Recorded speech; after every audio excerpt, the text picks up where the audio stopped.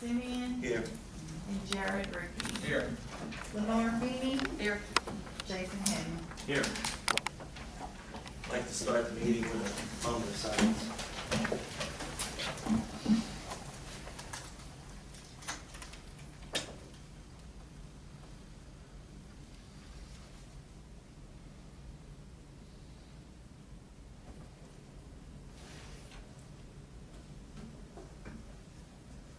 Pledge allegiance to the flag of the United States of America and to the republic for which it stands, one nation, under God, indivisible, with liberty and justice for all.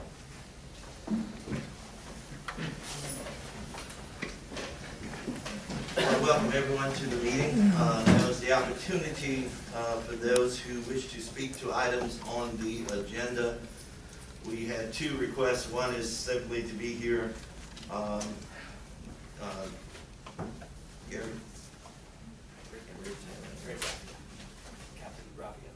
Captain Graffia, I understand you're just here to answer questions on different items that comes up. We do have a request from Eric Kessler, who would like to address agenda item number 4. Good morning. My name is Eric Hessel. I'm an attorney, former New Orleans police officer for 17 years, and I've been representing the Police Association in New Orleans. I'm here on behalf of Trooper August McKay. Recently, it's agenda item 4. He's mentioned by name in there, and then apparently there's going to be a discussion in regards to an alleged racial slur that he used.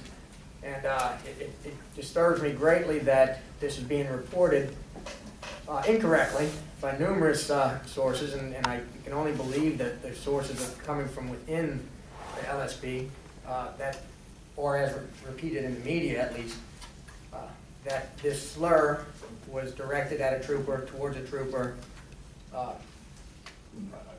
something along those lines. Simply wasn't the case.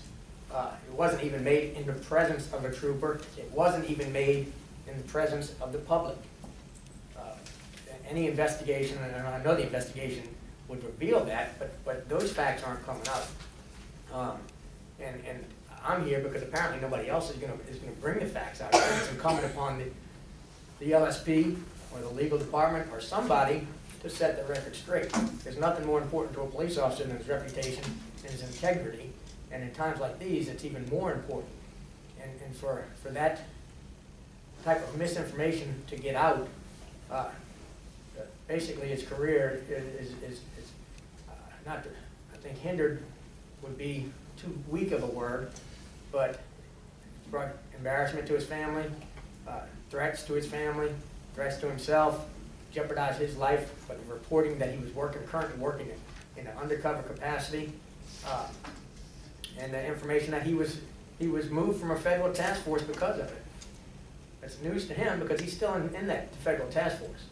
So I'm asking that if this discussion is going to contain Gus McKay's allegations, that it's a factually correct conversation. So let's put it in context and make sure we understand the position. It's not your position that the expletive and the slur were not used. That's not my position, yes.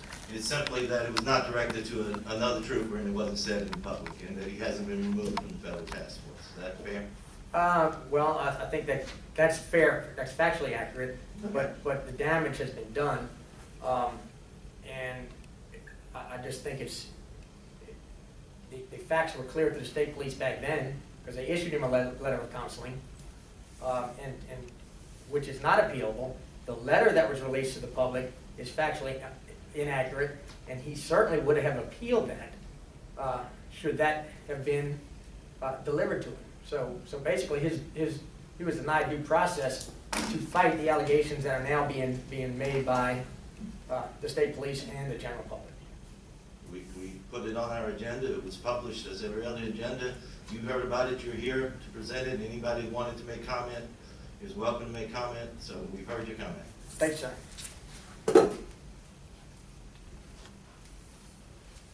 Okay, there were no other requests, so we'll move to the business items on the agenda. Consideration of the September 10, 2020 regular business meeting minutes. Do we have any questions? So moved. Any second? Second. Okay, it's been moved and seconded that we approve the business meetings from September 10, 2020, regular business meeting. Is there any discussion? Hearing none, all in favor? Aye. Any opposed? The ayes have Can it. you show me as abstained, because I wasn't here, so I shouldn't. Okay.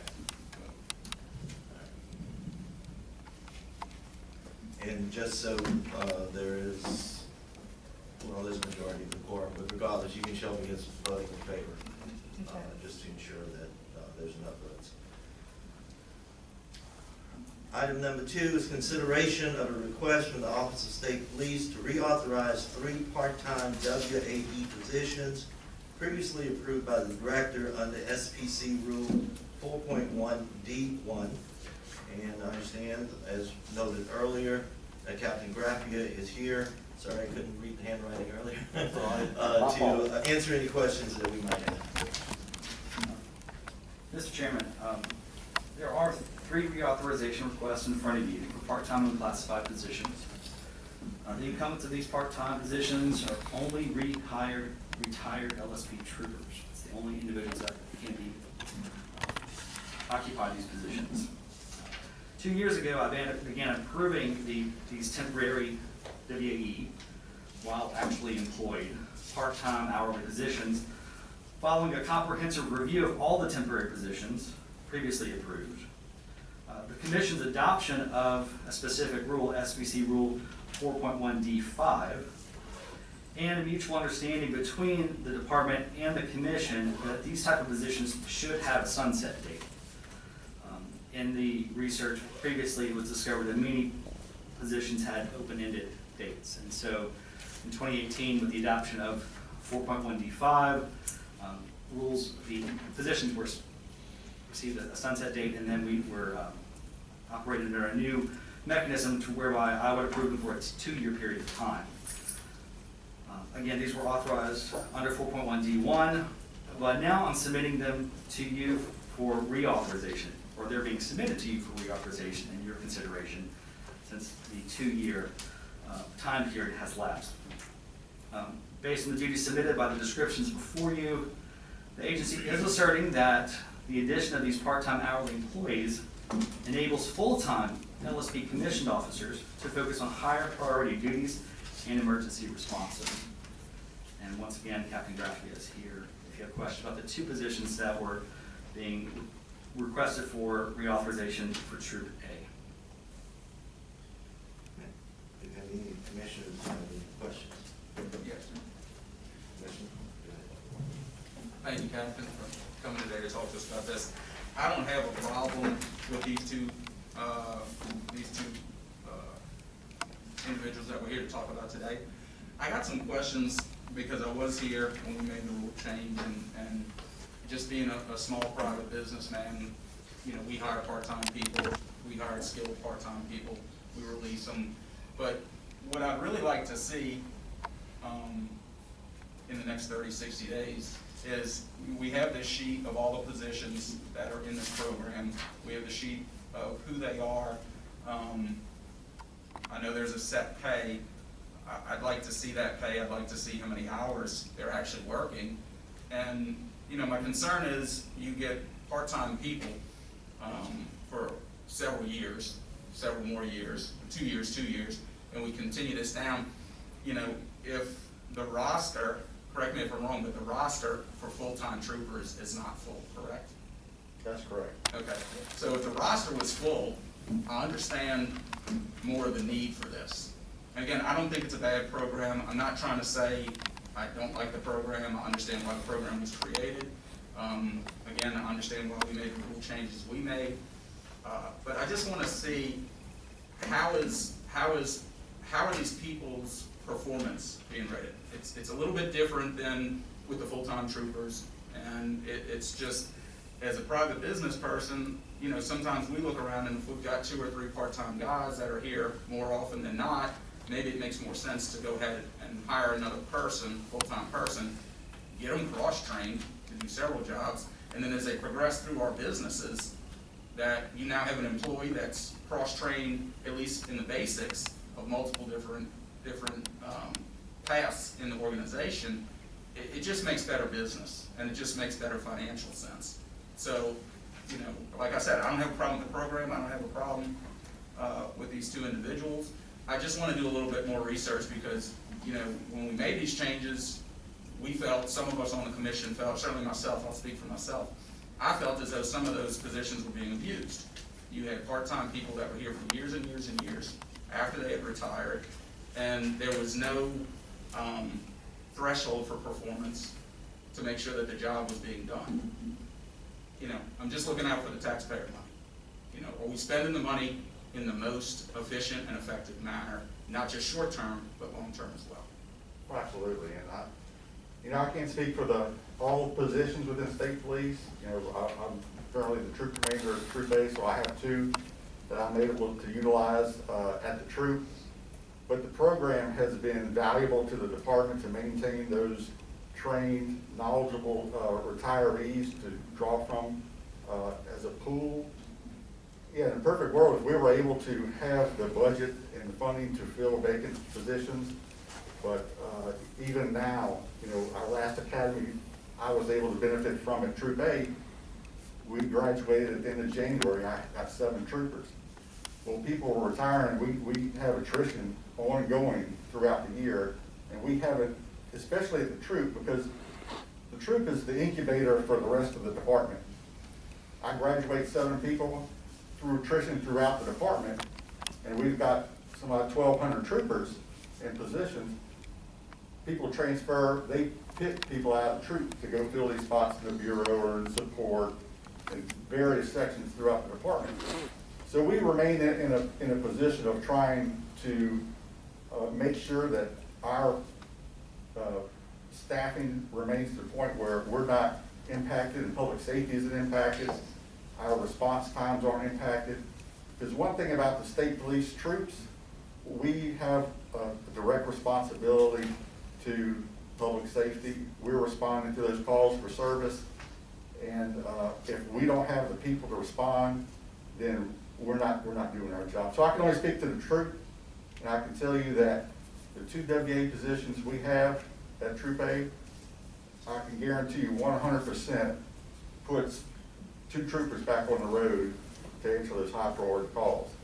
They do a valuable service to us, handle walk-in complaints, taking walk-in reports, physical inspections, evidence, all the lower priority law enforcement duties that we're responsible for to make sure the cases aren't impacted at the troop level. It's been a huge benefit.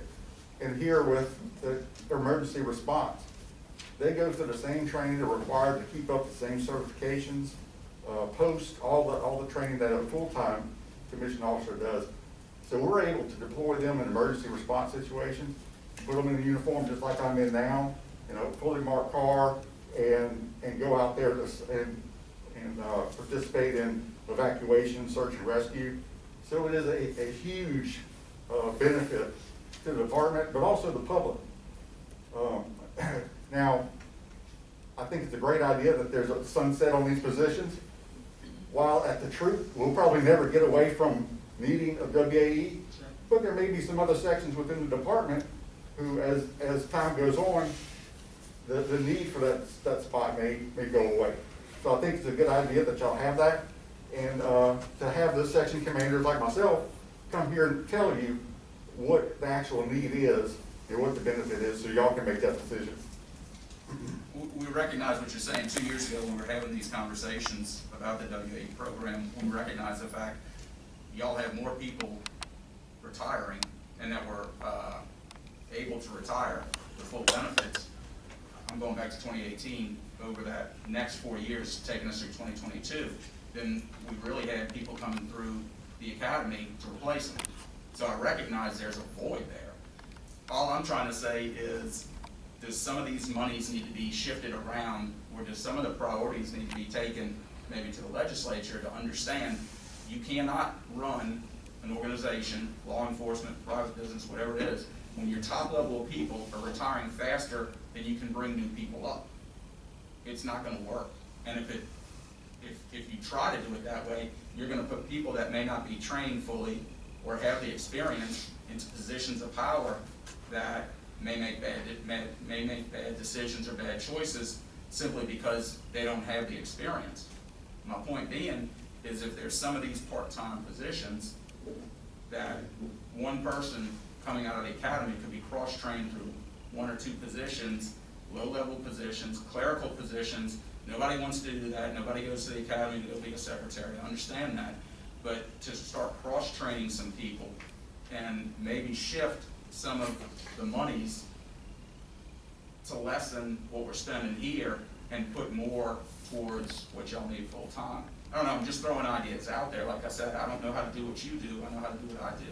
But, you know, this has been something I've been watching for several years just because of the amount of money that goes through it. And again, you know, I'm not saying that I have a problem with the program. I'm not trying to say I have a problem with these two individuals. I just think there needs to be more accountability to it because it's a financial component of trying to operate your organization. I'm just asking the question, is there a better way to do it? And I think the way we can figure that out is by getting some more information. That's all. So Jason, I'm going to ask you to work with me on that. Mr. Chairman. Yes, sir.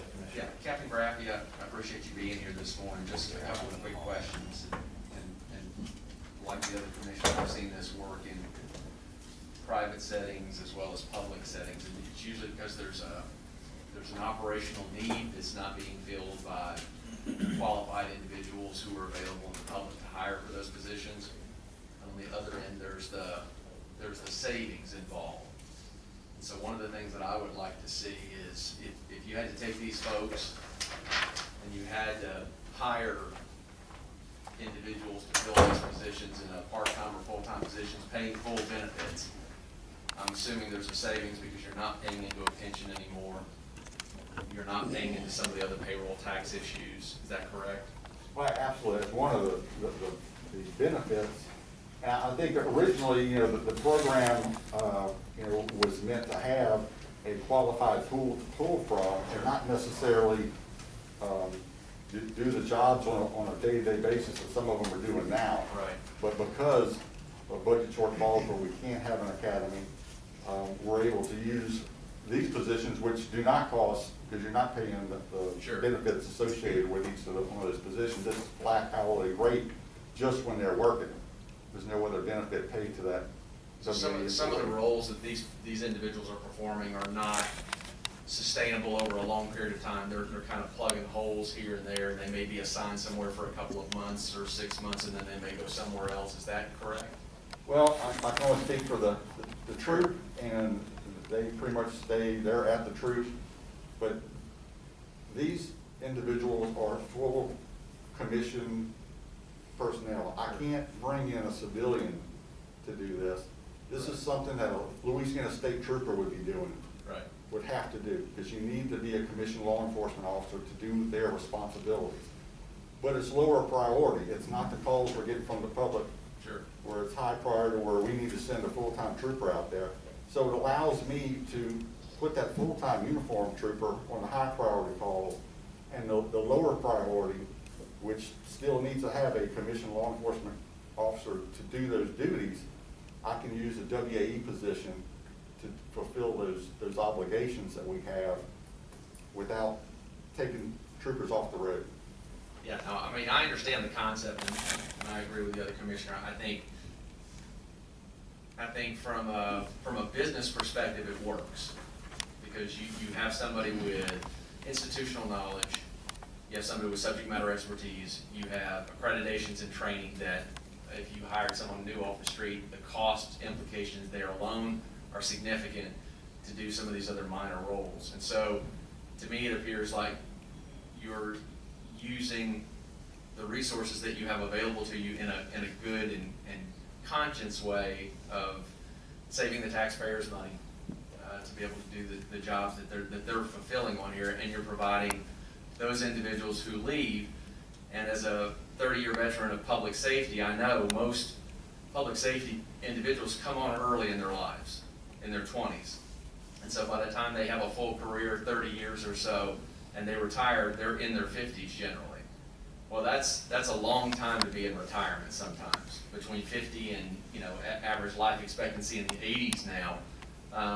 Being able to utilize these individuals in a productive way, keeping them busy and not letting their skills deteriorate, I see that as an advantage for the state. I see it as an advantage for the Louisiana State Police. The only reservation that I could potentially have is that if this program were expanded to a level that would interfere and supplement hiring of new individuals for cost reason, or because, I don't know, from a business perspective, I would want to make sure that we still had enough money, enough positions being filled at the entry level, and that those positions weren't being taken by somebody in the WA program. I don't think that's happening. But like I said, that would be my only concern, is to see if this program expanded to the degree where it pushed potentially, we don't need as many recruits because we've expanded the WA program and now we don't need as many. We want to keep those young cadets and troops coming through, but I would like to see some of the analysis on, and because I think that would wash this. I think that would put some of the questions to bed on this, as to the cost savings if we had to hire somebody here. In my profession now, I know we hire a lot of agency nurses at the hospital and those types of things, and just to fill spaces. That doesn't seem to be the case here. You seem to be using, having a good use of the taxpayer dollars here, because those agency nurses, they cost more than a regular nurse does. But that doesn't seem to be it. My other question was, they come back in various positions that I see on the chart here, and that's, I guess, depending on their subject matter expertise and what they're certified in. I'm assuming there's a difference in pay potentially between an investigator and somebody who's maybe doing a clerical job and those types of things, so they have different pay levels when they come back as well. I think originally when the WA program was implemented, there were different titles that were given depending on what they were being utilized for, whether they were in gaming or in the bureau or at the troops. And I think Mr. Hanneman has worked to try to make sure that it's a LSP WA trooper, and sure, they can be utilized wherever. But yeah, they're performing different duties based on what section they're in. They may be functioning as an investigator, but they're still classified as a trooper, just like a regular trooper who's assigned to the bureau. They do investigations, but his rank is still trooper. And I think the department's done to go back to your previous question, especially during budget times, the department's in a constant status of self-examination as far as what's needed, what can we cut, sure, because we're trying to make budget just like everyone else, and we get a finite amount of money, and we're looking at the burn rate. We're trying to decide, okay, do we need to cut these WAEs? Do we need to cut here? So you're constantly looking. The command staff constantly puts down to the section commanders, hey, give me the justification for these WA people. Tell me what they do, why you need them. So it's not just the State Police Commission that's asking questions.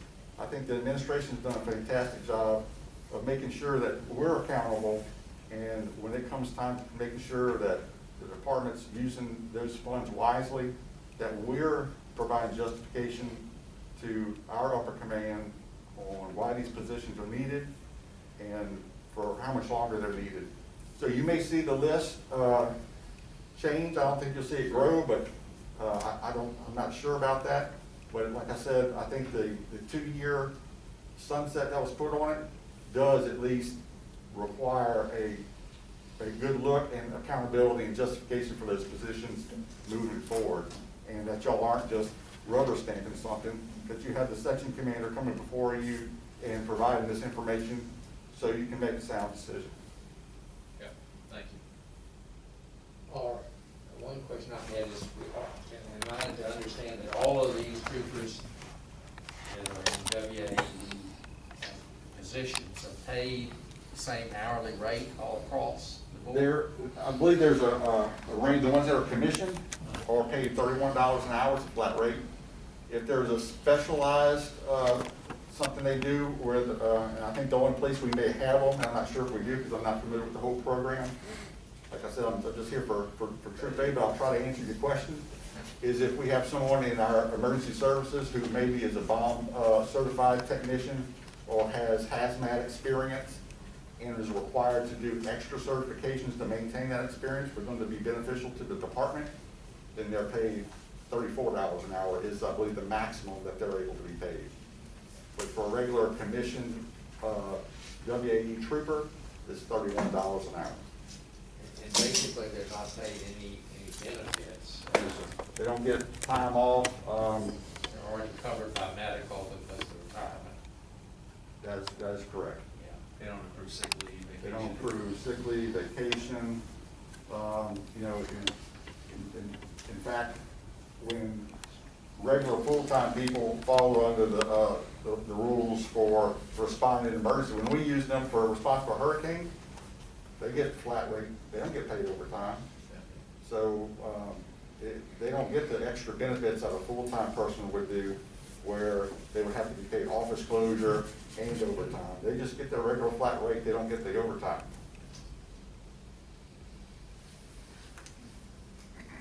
Mr. Chairman, Yes, sir. just one question for background here. In regards to the administrative and evidentiary functions of the troops, would you agree that it has increased over, let's say, the past 10 or 15 years as far as the requests for information, just payroll with more people, maybe working on the shifts, et cetera? Would you agree that there's a larger administrative function within the troops, last 10 to 15 years, for example? Well, yeah, absolutely. I think Troop A is the busiest troop in the state just because of where we sit in the greater Baton Rouge area between, East Baton Rouge, Ascension, Livingston are our three busiest parishes just because of the growth that you have there, even, West Baton Rouge and into the Feliciana. So, yeah, everything has grown exponentially over the years, and they do provide an extra resource for us to navigate that. So to fill the gaps, the troops usually put a trooper maybe in that position thinking that it's just temporary, and maybe it becomes more of a permanent administrative function. Has the administrative positions changed and the allocation of administrative positions changed that you know of in the last 10 or 15 years, although the administrative function has? Well, The main administrative function. at Troop A, our WA troopers really don't do any administrative positions because we were able to get regular civil service civilians to do the administrative, and we were able to get an extra civil service position to do, like you said, administrative, clerical, handling paperwork, things like that, to where we no longer use troopers for that. They used to do that temporarily, but in the positions we're at now where our manpower has been depleted, we've pushed those out to the road, and the duties that we can't hire civilians for, like evidence and trustee transport and crash reporting, doing physical inspections, delivering subpoenas, things that you have to have be a commissioned law enforcement for. That's what we utilize these WA positions for, in order to free up those full-time commissioned troopers. Thank you. That's all I have. Any other questions? Thank you, sir. We have a motion. I'll move. Second. Okay, there's been a motion to approve the 3 part-time WAE positions, previously approved by the director. Any discussion on the commissioners? All in favor, say aye. Aye. Any opposed? The ayes have it. Thank you. Thank you. The third item on the business item on the agenda is discussion of subcommittee on community relations and internal operations, a meeting of police training, screening, and de-escalation task force held on September the 2nd of 2020. Executive Director Hanneman and I appeared before that committee along with legal counsel, and just wanted to give a report on what transpired. Director. That's correct, Mr. Chairman. Thank you. Commissioners, as you may recall, at the last meeting, I advised that I was asked to attend the September 8th meeting of the Subcommittee on Community Relations and Internal Operations of the Police Training, Screening, and De-Escalation Task Force. Chairman, Representative Ted James asked me to come back at the September 22nd meeting of his subcommittee. And of course, I appeared and brought along our chairman and counsel so that we would be able to better answer any of the subcommittee members' questions. There were many questions asked about investigations, where they are initiated, the timeliness for those being, the timelines for those being investigated, and so forth. We were able to further explain the rules of the commission, the incorporation of components of the provisions of the Police Officer Bill of Rights into Chapter 12 back in 2014, and the process for investigations under Chapter 16. We're also able to clarify for the subcommittee that investigations of LSP officers originate with an LSP, and advise that disciplinary action is really only reported to the commission when it's being appealed by the employee, if that employee doesn't agree with the discipline that has been imposed. Give me justice. Of course, this is in Chapter 13 of the commission's rules. We were thanked for our responsiveness to the questions asked and our willingness to be part of the continued conversation with the subcommittee. And of course, our commission is always, as we mentioned in other meetings, concerned with making sure we update our rules to ensure that we can properly administer the functions that we're supposed to administer under the Constitution. And as we've committed in the past, we will be reviewing our rules on all issues, including that one. Yes, sir. I'm sorry, Commissioner. Now, A question dealing with the public, because most of the hearings I've sat through for the last 2 years have been initiated and appealed through the Louisiana, the executive authority of the Louisiana State Police Commander, disciplined or at the local troop level. But the question is, can citizens come before us and make a request? And just looking at the rules, I think our rules are broad enough so that if a citizen had a complaint that they thought needed to be investigated, it could be initiated. And that relates also to number 4 a little bit too. But that's my understanding. Is that correct?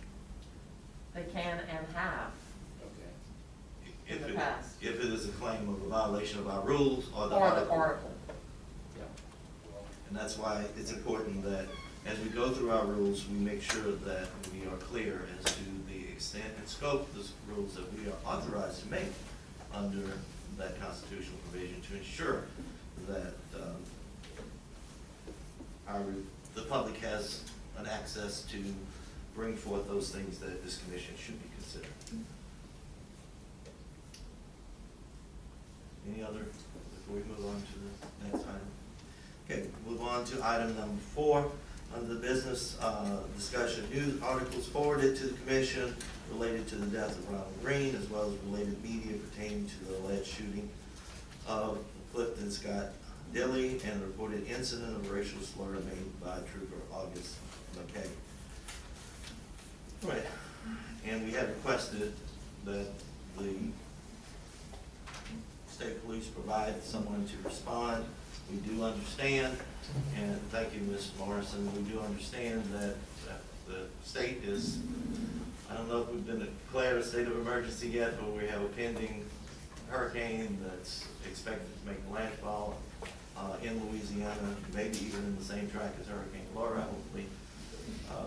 You know, we would be prepared to do that. We understand the demands on state police at times like this, so we appreciate you coming today to speak to us. You're welcome. And the Colonel extends his apologies for not being able to be here, but all hands are on deck at this point. You know, the Colonel, as we speak, is sitting with the governor and the Unified Command Group, preparing for this new Hurricane Delta, and also still dealing with Hurricane Laura. So thank you. No, we at least I can speak for myself, and I'm sure the other commissioners feel the same as I do, that we understand this is a time where state police have to have all hands on deck, and we totally understand that. But it is also an important topic area that this commission feels that is something that needs to be discussed, and so we want to bring this up. And if you don't mind, I will take the privilege of beginning the discussion. I just want to make sure we're on the same page as to what we understand the authority of this commission is. And I read from the Constitution of Louisiana relative to the establishment of this commission. We are on the same page and agree that this commission does have broad and general rulemaking and subpoena power for the administration and regulation of classified state police services. Is that correct? We agree with that, right? Do we agree that in order for us to do that, this commission has an obligation and a duty to make inquiries when there are incidents that are occurring that may be matters that should relate to our administration and rulemaking related to classified police? If they relate to the authority of the Constitution, that the Constitution provides to the commission and to the rules of the commission, yes, sir. And including in that, it would be the authority to make rules regulating classified police. And we have to do that from an intelligent and informed standpoint, don't we?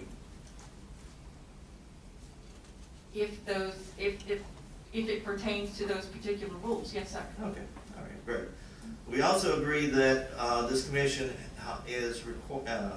may require an appointing authority to institute employee training and safety programs. Is that correct?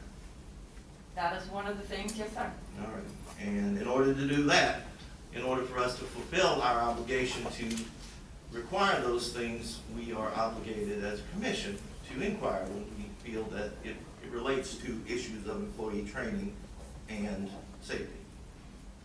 And I would suggest that that be posted on the agenda so that the command staff could be prepared to talk about that particular issue. Right now, we want to talk about facts that might provide us with an opportunity to address our obligations to both the state police and to the public.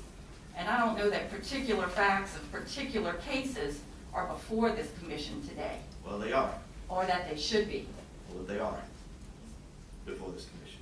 We might disagree over whether they should be or not. So, I have some questions for you. Does the state police agree with the words of our governor that it's appalling, regardless of to whom they were addressed, and whether it was in the presence of the public, for a state trooper to use an expletive, which I will never repeat, and a racial slur, which I will never repeat?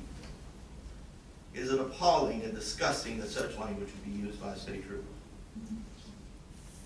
Mr. Simeon, Chairman Simeon, I'm not going to comment on the governor's comment. It's not my place to do so. What I will say is that an EEO investigation was conducted. It was presented through a chain of command. It was reported quickly and responded to quickly. It was handled in a confidential manner, which is as required by our policy, and is also required by the EEOC when handling such complaints. And the purpose of that confidentiality is so that people will, in fact, complain, so that we can address behavior. And that actually occurred here. There was an investigation. The investigation revealed what took place. We did attempt to protect the names of the parties because that's important to the EEO process. If we have people knowing about these complaints and potentially retaliating against people for making the complaints, then our system doesn't work. And the goal is to know about behavior, have behavior be reported, and have behavior be corrected. And that is actually what happened in this case, sir. So I don't think it's appropriate for us to comment. We counseled the trooper, and all parties were satisfied with the result. The complaining party was satisfied, and there have been no complaints about that trooper since that time. And that indicates to me that the problem was fixed. You do agree with me that there is a training issue when a trooper believes that he can use such language directed at someone. That is certainly part of training of how to treat people, yes, sir. Would it violate the confidentiality for someone to have a confidential discussion with this commission relative to that sort of investigation?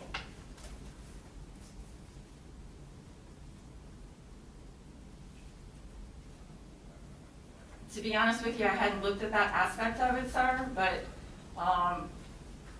it's just, it's not proper, and it hurts the whole process. And I realize we got this one thing that happened, and it went wrong, okay? From an administrative mistake, it went wrong. But generally speaking, our process works, and we're able to give confidentiality to the people who come in to us and complain, and we're able to try to fix problems. And I realize we don't fix racism. I realize that. But we try to fix it in the workplace. That's all we can do, is try to fix it in the workplace. And when it comes to us, that's the process that we have, and confidentiality of the information in it is paramount to it working. Unfortunately, in this situation, confidentiality was not maintained. Well, I would suggest that maybe we work together to try to figure out whether or not that would be a violation of the rules of confidentiality, or have a confidential discussion with the director of our commission to see whether or not this is not the sort of thing that we can work together to try to solve, as opposed to individually. So I understand something slipped through the crack in the letter of disciplinary letter was not delivered. Has there been any, and maybe you won't be in a position to answer this question, but there's a commander that let that happen, isn't that correct?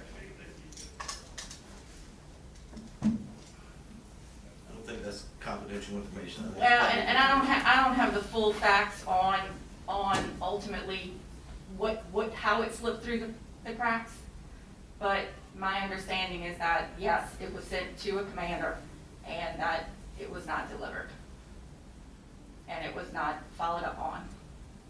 So one of the things I would be concerned about is adoption of some rules and processes to ensure that that sort of thing does not happen again. And that has occurred already. That has occurred both in my office and in internal affairs. So the process was different in this circumstance because the letter, the investigation was conducted not by IA, but by our EEO compliance investigators. So IA charts their cases, and they also chart their deliveries of letters and when they're supposed to be returned. This letter came out of my office, out of the compliance review section's investigators, and it didn't get onto that list to follow up on. That has been corrected in IA as well as in my office. Chairman, may I ask a question? In regards to charting, are you talking about charting with a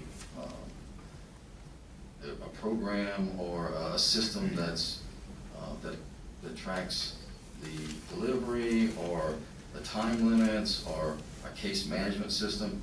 Or are you talking about tracking on a whiteboard? I think it's better than a whiteboard, but less than a case management. As you know, we are working on case management across the department at this time. I can't speak to internal affairs, their program. I apologize for that. My office isn't that sophisticated. We've got it marked at, hey, check it out in 2 weeks. Make sure you follow up on it. Calendar it. It's not any more formal than that. I'm sorry, thank you. So in regards to the safeguards that are now put in place to make sure that the department is following the rules as far as delivering a punishment, for example, that wasn't done in this particular case we're talking about, what has been changed, and is there less of a, say, interest, but to prevent that, to not transfer the responsibility to someone else rather than the investigators themselves who are doing the investigation could potentially make sure that's delivered if they did it themselves. My understanding in all IA investigations, it's sent to the captain or then maybe a shift lieutenant or an XO or someone has that responsibility to meet those deadlines rather than the person who is conducting the investigation. Well, What's changed? nothing has changed in that regard. The captain, the chain of command of the person involved is the best person, generally speaking, to deliver it to him.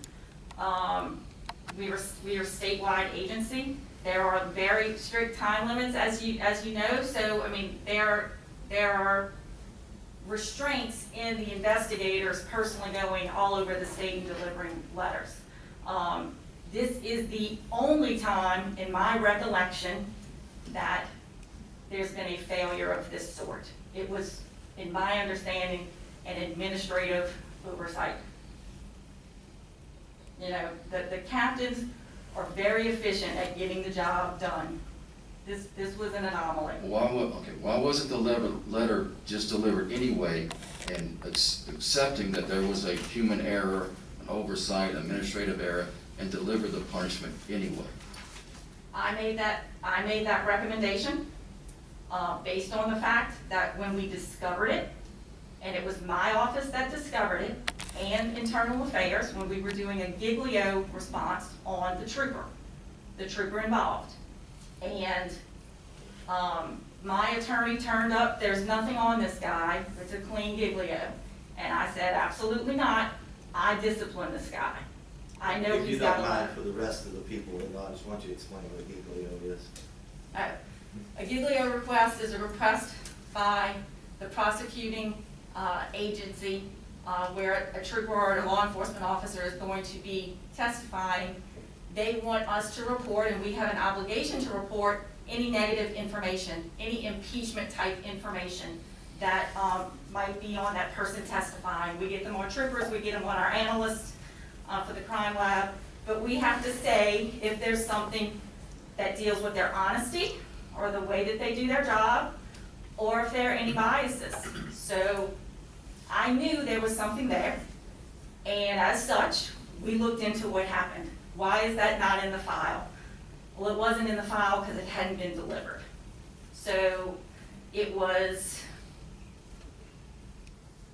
December of 2019, so 2 years after the incident, and close to 2 years from the time that the letter was issued. And in my recommendation, that was violative of the rules because it was late, because we're supposed to deliver those letters within a certain period of time. And I made the recommendation that it be turned to a counseling so that it would be on the record, it would still be memorialized, and it was still giglio material. So we also looked into whether there was any complaints about the trooper in the interim, since he had not received the letter, and there had not been. But what he had received, he knew he had been investigated, he acknowledged the incident, and he also received the decision page that he was going to be disciplined. So he knew action was being taken, and there was no indication that there had been any other problems with the trooper. So the recommendation was, instead of issuing something that could be appealed legitimately under the rules because it was late, I made the recommendation that it be turned to a counseling and that it be final. Thank you. Now, this commission has taken the position in the past. I can't speak to what position we would take in the future, but that even delayed punishment can still be affirmed by this commission. Yes, sir. Mr. Chairman? Yes, sir. Commissioner Crawford. Was the decision to provide a letter of counseling based on the weight of the offense, or was it based on the weight of not being made public with a potential appeal to this board? Was there any consideration, let me rephrase it, was there any consideration from your office, based on what you said in your opening comments, about the keeping this information as confidential as possible to enable future incidents and those who would come forward with claims of racism or disparate treatment protection. And did you feel that it was better under those guidelines to keep this at a counseling level because of that ideology, or was there discussion in your office about let's keep this as quiet as possible for whatever reason? I'll let you explain that, because we don't want this to go public because it could potentially be damaging to the troopers and the state and all those involved. In my mind, and honestly, I mean, the decision was made fairly quickly. My recommendation was made very quickly. We had been considering previously the confidentiality of the matter. Sure. But at that moment, finality was what was most important to me. In my mind, Because the 2 years had passed. having it be concluded was the most important thing. And what took so long? Why did it take 2 years to? We didn't know it hadn't been delivered. Okay.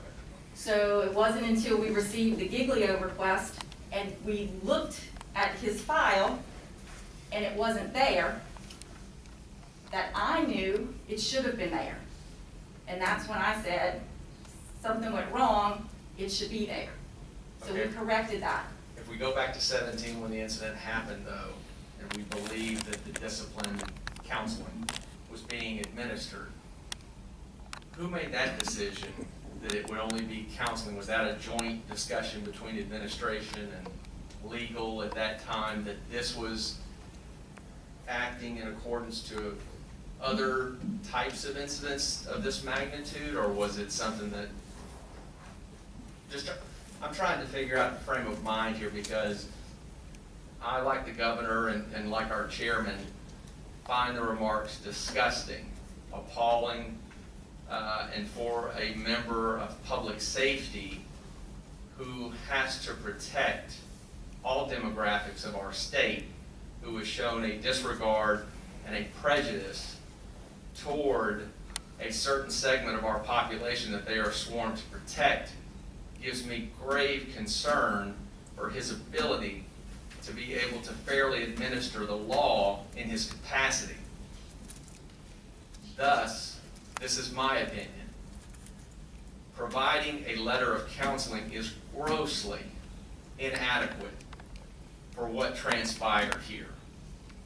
So what I'm trying to determine is who made that decision on counseling would, because, and I'm not talking about this particular individual, I'm talking about there are system problems and there are personnel problems. It sounds like there were both in this instance. There was a system problem that didn't catch it, there was a personnel problem and that it didn't get administered. You said you'd taken care of that, and I believe you, if that's what you're telling me.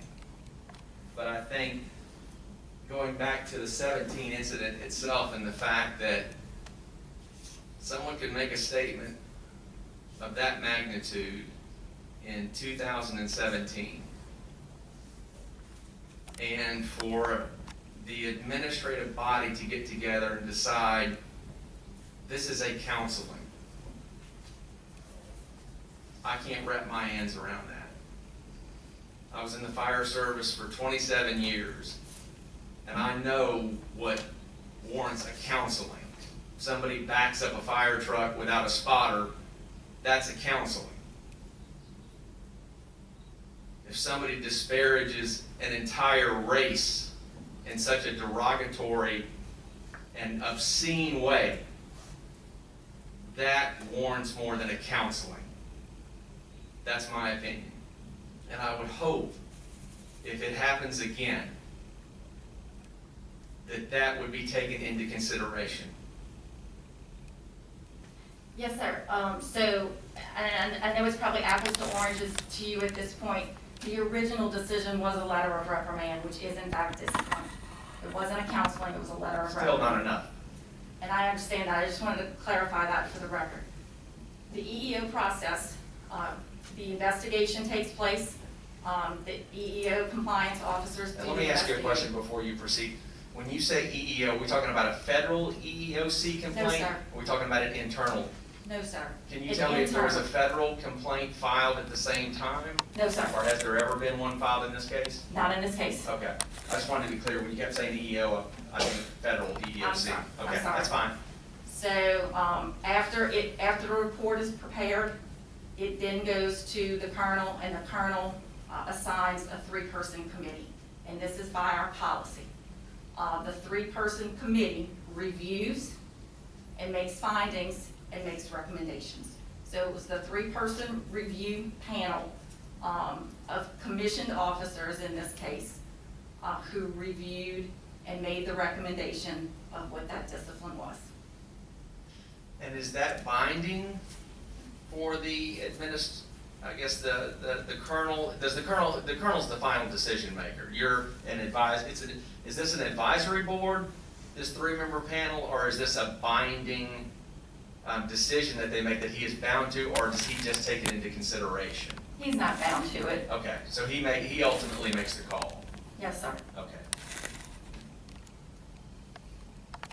Any other commissioners on this particular topic? Yes, Commissioner I'm Knapp. confused. The initial decision was to discipline by letter. Yes, sir. That was in 2017. Yes, sir. And then in 2019, there was a realization that even that had not been done. Correct. Any others on this particular topic? And Ms. Morrison, I do want to commend you on something in regards to this, and that is the correct decision that you made when the Giglio request came in.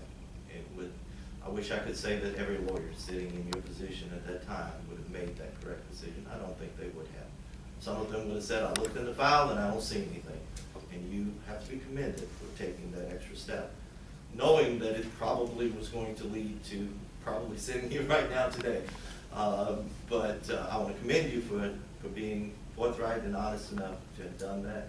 I wish I could say that every lawyer would have done that. Well, thank you for saying that. I don't think I should be commended for doing the right thing, but I appreciate it. Well, we shouldn't live in a world where it's necessary to commend people for doing the right thing, but unfortunately, I think that's the world we live in, and so I do want to commend you Well, I appreciate it. for doing that, and thank you. Thank you for that. So, another unfortunate topic that I would like to discuss with you, and before I get into that topic, I do want to acknowledge and recognize that Trooper Hutchinson is not here to be able to defend himself, and my condolences do go out to his family. It was a tragic loss. But it's also a tragic loss when anybody loses their life in the custody of state police. Regardless of how it happens, it's a tragedy. But it's even more tragic if the state police had anything to do with it. I'm not making a judgment as to whether they did or they didn't in this case, but it is more tragic when that is the case. Now, my understanding is that Mr. Green's death was originally reported as a result of him simply becoming unresponsive. There was no mention in the police report about the circumstances that we now have heard a tape that was describing what happened in that particular instance. Were there others involved in the production of that police report that simply indicated that Green was taken into custody after resisting arrest in the struggle with the troopers and became unresponsive, with no details of what happened? Sir, this matter is under criminal investigation. A criminal investigation was conducted immediately by state police. Immediately by state police. I understand. And that matter was submitted to the Union Parish District Attorney's Office in August of last year. That matter continues under the purview of the Union Parish District Attorney's Office and also with the Federal Bureau of Investigation. There is an ongoing criminal investigation about the whole matter, and it is not appropriate for a public discussion of those facts at this time. Well, I will ask you to again revisit with me and let us take a look at the scope of that confidentiality and whether there can be private communication with this commission about those issues in the future. Anybody else? Mr. Chairman, I have a question in regards to the normal practice of IA is to wait for the criminal investigation to be over. We've heard that repeatedly because of the issue of having to testify or give a statement in regard to IA investigation and the Fifth Amendment in regards to criminal. However, in this case, if you say there is a criminal case still pending, why was there an IA investigation opened up or initiated in regard to Mr. Hollingsworth? And this is an ongoing matter. I don't think it's appropriate that we speak directly about an ongoing criminal and administrative matter at this moment. It's not up on appeal yet, but it's still in the process. I don't think that commentary Well, Mr. Hollingsworth with regard to a specific case is appropriate, okay? But generally speaking, the purpose of waiting is the due process rights of the person involved. And those due process rights are important. And I know it's not popular at this point to think that policemen have the same rights that other people accused of committing crimes do, but they do. And when you conduct an investigation and you order someone to make a statement, it implicates that. It's a difficult balancing act between protecting your employees' due process rights and administratively making sure you address your administration, your agency's problems. And those two things are competing factors.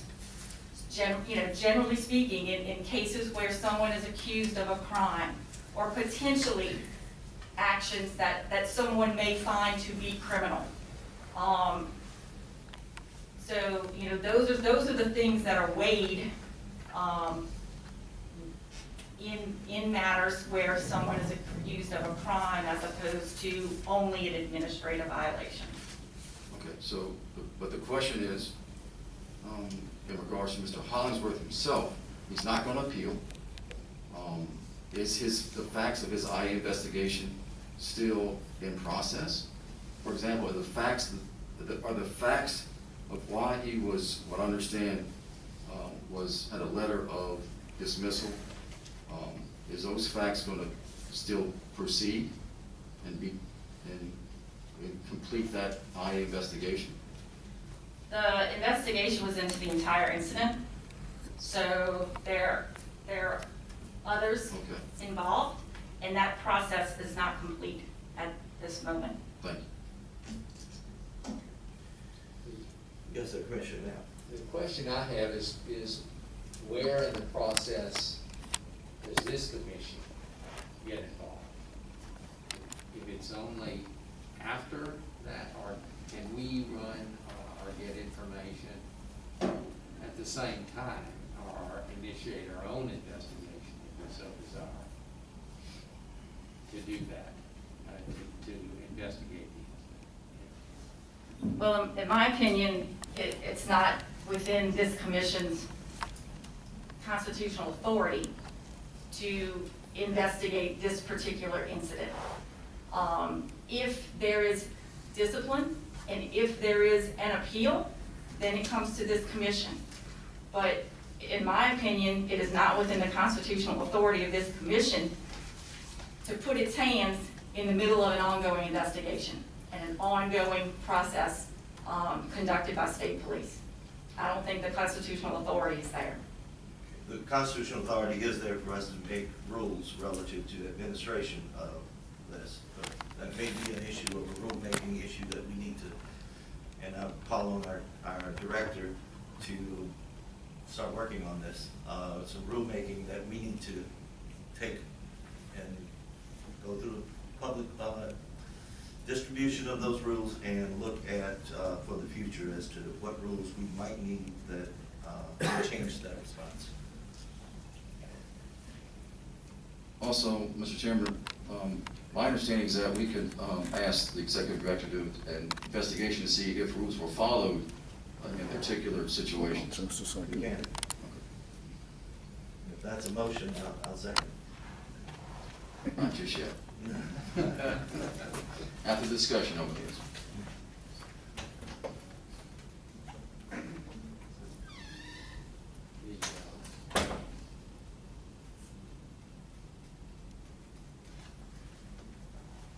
Yes, with regard to the first instance that was discussed, dealing with the 2 years that the letter sat there that didn't get into it, just, it certainly seemed appropriate at this time to find out why that rule was not followed. And investigate as to whether or not we need to change our rules to make sure that that compliance is there. And so, I would so move that we initiate an investigation as to the rules, whether we need changes in our rules to allow that kind of follow-up and we get information from the authority after this condition. Well, I would second your motion, if you'll accept this friendly amendment, as we also need to look into whether or not we should pass rules relative to the conduct at question in this case, and make it a rule violation for someone to use such language in the course of their employment. I wouldn't accept that as a. Been moved and seconded. Any discussion? All in favor, say aye. Aye. Any opposed? The ayes have it. So, Director, you got your instructions. Yes, sir. Mr. Chairman, Yes, sir. Commissioner Crawford. if I could, and just to clarify, I believe wholeheartedly that Trooper McKay's actions were isolated. I believe the Louisiana State Police and the overwhelming number of troopers that are out there risking their lives every day for the citizens of this state are commendable, honest, hardworking men and women. But it only takes one to put a stain on an organization that is hard to wash off. And thus, it is the responsibility of the administration to do that and to uphold the integrity of the organization and the institution which you represent. When you fail to do that, it fails the organization and it fails the entire state. And so I trust we've learned something from this experience. But I want to be clear. Those commendable troopers that are out there doing their job every day, them being judged on what somebody else said, because they are being judged, all of them, because of what one member's gross, obscene, incomprehensible actions, regardless of the setting, they are all judged by that individual now, unfortunately. And the administration added to that by mishandling the discipline. So I look for better. You told me there's going to be better. There's been administrative remedies that have been put in place, and I hope to see those. But there has been irreparable harm and damage done to the institution and to those troopers out there who don't share this ideology that will take time. And if something like this occurs again, I would expect a deeper dive into how to handle it more appropriately. Thank you, Scott. Thank you. And I certainly agree with your comments, including those that recognize that the vast majority of our troopers are doing a tremendous job out there. Unfortunately, they can get tainted by the conduct of one, particularly when something like this happens and the one that did it, or at least allegedly did it, there's not full investigation and then follow through to ensure that proper discipline is put in place. But I do have a question relative to the incident involving Robin Green. Public knowledge, there's a tape that's been played on the news, we've all heard it. Did state police know that that tape was about to be released to the public and did not tell this commission about that, so that we, for the first time, would hear that tape and be embarrassed by what was said on that tape without forewarning to us? State police did not release that tape. I didn't ask if you released it, I asked if you knew it was released and it was about to be made public. I was not aware of that.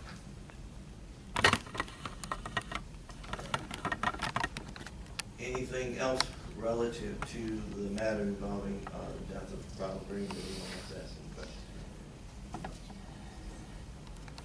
Okay. The only other matter of significance is recent release of information about an indictment of Trooper Domain. I understand there's an ongoing criminal investigation. I'm not going to ask you any questions specific about that. I am going to ask, however, that you and I revisit that topic that came up earlier, that as to whether or not there is a mechanism without a violation of the confidentiality by which this commission can be better informed of what is going on before things hit the public news cycle and information. So, and I know you will. We're going to work together and we're going to see what we can come up with. And the answer may be no at the end of the day, but we will in good faith work together. And I know that, to try to see what we can do to address that, because as part of our rulemaking authority, we have to be informed of situations so that we can determine, in my opinion, what would be appropriate rules for us to make and how we can require appropriate training of the police, state police, which is part of the charge that we have in the Constitution. Unless there's anyone else that has any questions or comments, I want to thank you again for your time. Yes, thank you for coming down. Yeah, it's not a good time right now, an easy time, but unfortunately it's not good or very easy times we're going through.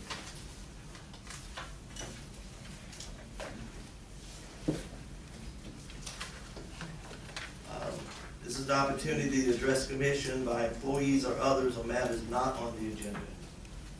We receive any requests for that? I did not. Okay. Having none, the director's report, please. Mr. Chairman, a few items on my director's report, one of which is the annual training requirements. As we get closer to the end of the year, I want to call your attention to the annual 1-hour ethics training requirement. You're each accustomed to completing this training by December 31st. There's an additional component that you will need to complete by year end. All state employees, including commissioners, must complete an hour of sexual harassment training annually. And I will communicate the training options and send reminders to ensure that you have opportunities to complete these components. Also, Are those going to be available online, or is that something we have to do in person? Mr. Vice Chairman, the ethics training is available online currently through the Board of Ethics. The sexual harassment training, as a state employee, you have a employee identification number, or there is a system that you can log into to conduct that, or we can do individual training with the materials that I have available to me. But I do have instructions in the state folders. And we'll forward that information to you on how to access that to get credit. And that is with our employee number, so we'll Exactly. We'll work with you individually on that so you can obtain your certifications. Thank you. Any other questions on the annual training? Just right now, I've been out of offline now for 5 weeks.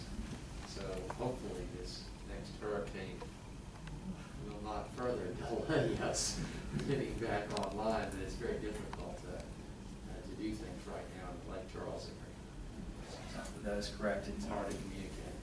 And we, like, in addition to forwarding you the information on how to access it online, perhaps following the meeting either in November or December, you can come to the administrative office and sit down and take your training on individual business. We'll make those opportunities available. I'm gonna be really disappointed if we're not open in line by November.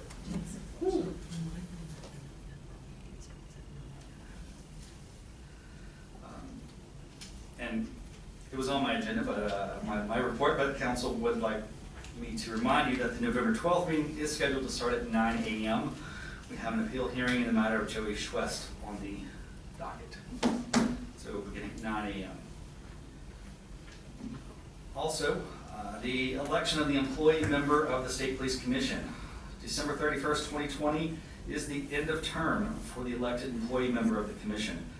We have begun preparations for the call of election, which according to revised statute 42-1402 shall occur the first Monday after November 1st. The Secretary of State's Election Division has been contacted. The ballot printing office is on standby. As in previous elections, the general circular will be issued in advance of the call to alert members of the State Police Service and to provide a schedule for the election. On November 2nd, the call election will be issued along with the nomination process and petition form. We will continue to stress that it is essential for all employees to ensure their mailing address is current with the State Police Commission before we distribute the ballots. That is coming up. Additionally, and although it seems like we just completed the process, the budget request is due. And so in addition to working on the election, we're going to be working on preparing the budget packets for the Office of State Planning and Budget and the legislature.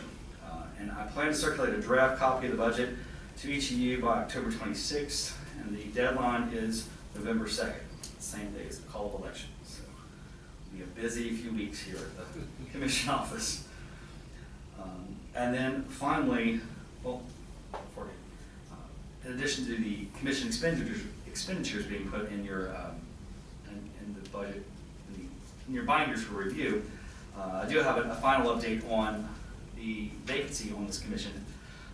I have reached out to the Board of Commissions Director, Roz Moore, on the vacancy. They have yet to receive a list of nominees from Dr. Brewer at Louisiana College. There has been communication to attempt to get that list from him, and they are still reviewing that at this time.